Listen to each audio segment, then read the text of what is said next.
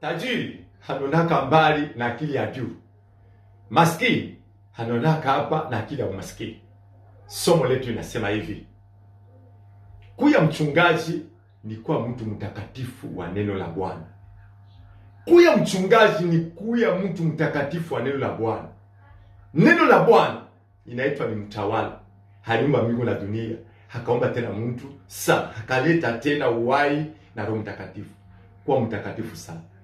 Tutasoma Mithali sura yake ya 29 na mstari wa 26. Asema Suleiman asa wengi watakuya wachungaji. Ukikuwa mchungaji, yani inapasha kuwa mtakatifu. Mchungaji inapasha pale kinywani pana neno la Bwana, pana mtakatifu. Mungu akaleta maneno ya uchungaji kwa Yoshua.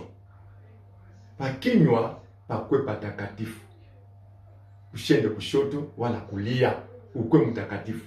Pembeni sanduku ya agano, Walawi pembeni. Yani mchungaji afanye maneno ya utakatifu, ongee kwa utakatifu, mifano ya utakatifu, kuhubiri kwa utakatifu na kuokoa watu. Hana mchungaji wa ovyo, kupoteza watu, kukosa kujua maandiko na utakatifu hamna.